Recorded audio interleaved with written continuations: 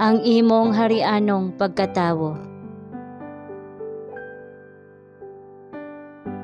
2 Corinto kapitulo 6 versikulo 1. Sa nagabuhat kami uban kaniya, kami mga muyo kaninyo sa dili pagdawat sa grasya sa Dios sa walay kapuslanan. Daghan ang nag-angkon nga sila mga Kristohanon nga dili mga Kristohanon. Ang Dios walay bisan kinsa nga dad-on ngadto sa langit, kundili kadto nga unang gihimo nga mga balaan niining kalibutana, pinaagi sa grasya ni Kristo. Sila nga iyang makita si Kristo nga giihimplo. Ang Ginoo mapuangoron kaayo ug maluluy-on. Santiago kapitulo 5 bersikulo 11. Siya mitan-aw sa iyang gitubos nga kabilin uban ang kaluoy. Andam siya sa pagpasaylo sa ilang mga sala, kung sila motugyan ug magmaunongon kaniya.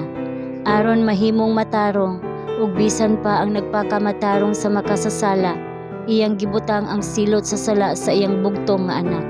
Tungod kang Kristo, iyang gipasaylo ang mga nahadlok kaniya. Wala niya makita diha kanila ang pagkadautan sa makasasala. Iyang giila diha kanila ang dagway sa iyang anak nga ilang gituuhan. Niining paagiha lamang ang Dios malipay sa bisan kinsa kanato. Sa kadaghanon sa midawat kaniya, ngadto kanila siya mihatag og gahom nga mahimong mga anak sa Dios, bisan kanila nga misalig sa iyang ngalan. Juan kapitulo 1 bersikulo 12. Kundili pa tungod sa maulaong sakripisyo ni Kristo, walay bisan unsa nga makalipay kanato sa Dios. Ang tanang kinaiyanhong kaayo sa tawo, walay bili sa pananaw sa Dios. Wala siya malipay ni bisan kinsang tawo nga naghupot sa iyang daan nga kinaiya, ug wala kaayo mabag-o sa kahibalo o grasya nga siya bag-ong tawo diha kang Kristo.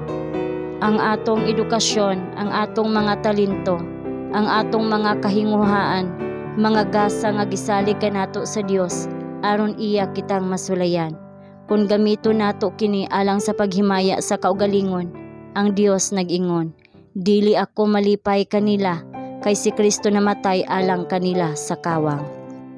Aron sa pagdayan-dayan sa doktrina ni Kristo nga atong manuluwas, kita kinahanglan nga adunay hunahuna nga diha kang Kristo.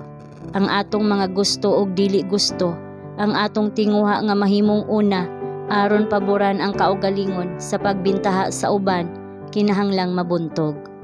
Ang kalinaw sa Dios kinahanglang maghari sa atong mga kasing-kasing. Si Kristo kinahanglan nga ania kanato, usa ka buhi nagabuhat nga prinsipyo.